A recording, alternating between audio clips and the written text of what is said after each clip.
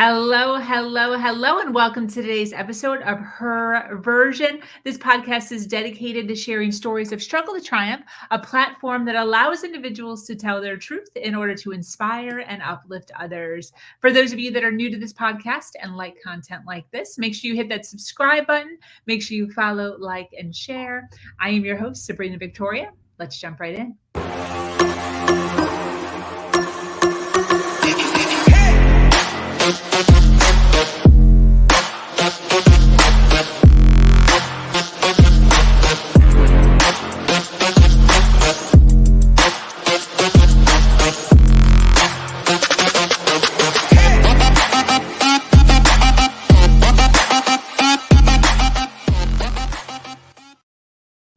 Thank you so much for joining us today for this episode of Her Version. The Her Version platform is built on storytelling and the understanding that many times our greatest learning experiences come from listening to other people's story. Today, I am speaking with an amazing woman named Diana. Diana dealt with a lot of self-doubt growing up. She never felt good enough. These feelings led her into a toxic relationship that soon engulfed her into a world of drinking and drugs. Encountering a whirlwind of drama, darkness, and addiction, she eventually ended up in rehab. It is here where she met her now husband and her slow progress of personal growth began. She now has 2 children and is here to tell her journey in order to give hope and inspiration to those that are enduring their own challenges. I am so happy to have Diana joining us today. Welcome, lady. What does success mean to you? I think that success is, it's just feeling okay. You know, it's feeling okay. It's being able to go to bed at night with your head on a pillow and know that everything's okay.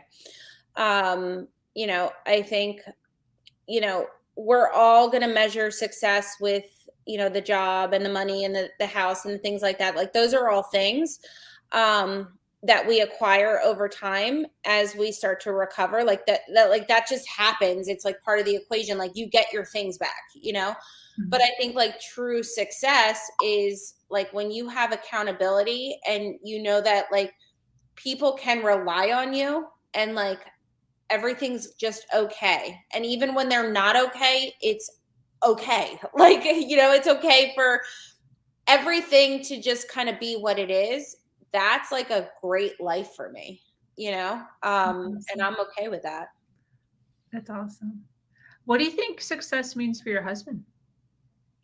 My husband just wants a like happy family with happy moments, and he wants the yard to be taken care of all the time. And um, Does so he do that on his own, or do the kids help yet? no, they do not help him. He like They're still young though, right? They're still young. They're 7, and well, my oldest will be 7 next week. Yeah, And then my little one just turned 5. No, he mows our lawn like 3 or 4 times a week. He's like very on top of it. No, my husband really enjoys time, together. And he likes when I'm not on the phone, and he likes when I'm not, taking calls and things like that.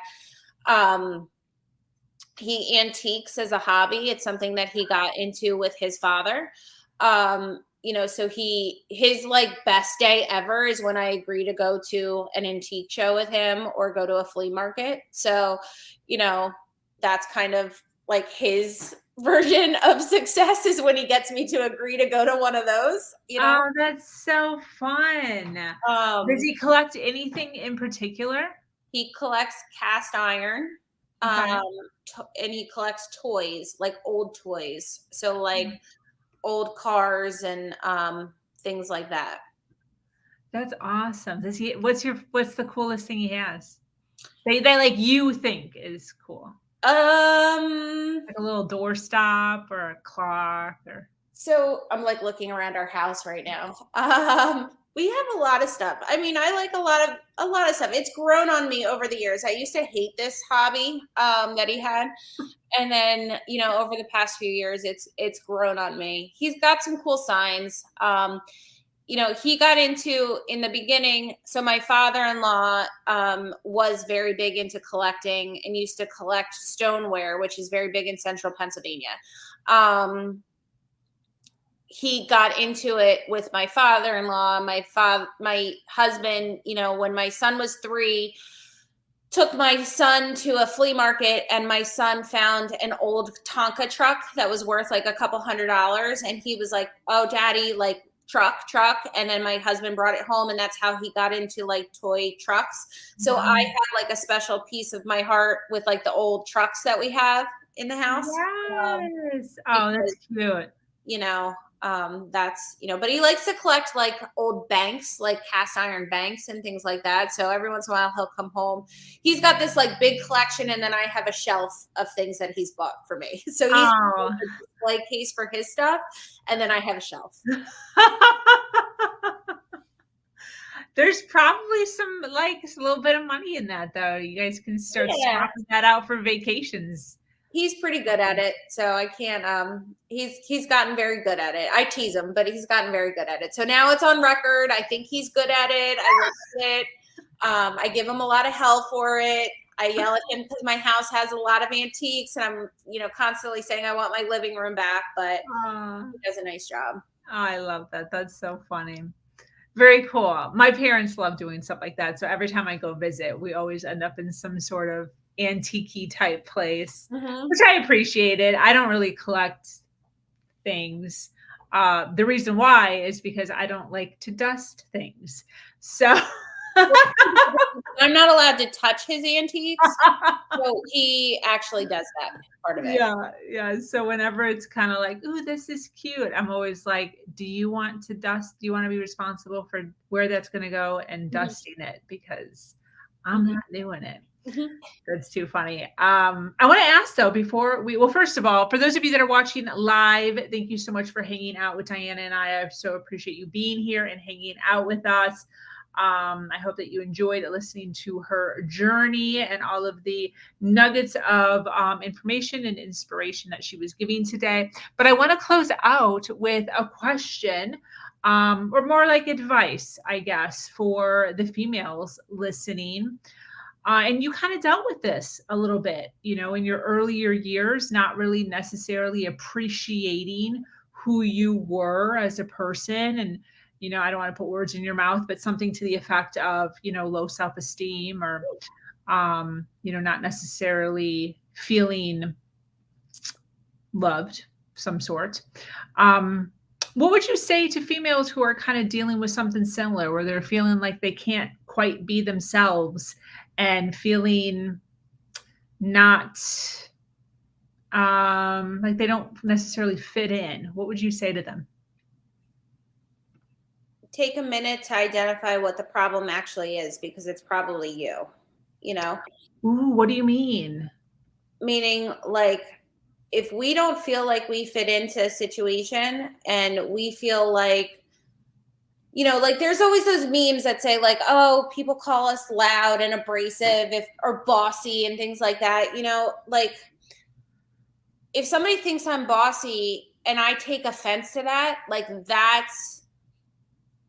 that's their issue that they think I'm bossy. My issue becomes that I got offended by that. Do you know what I mean? Like, because in reality, like I'm just a definitive person. Like I know what I want and I know how to get it done. And that's not me being bossy. I'm not being offensive to anybody. I'm not hurting anybody, So you have to look at like the real issues inside. Like, why are we afraid to be who we are?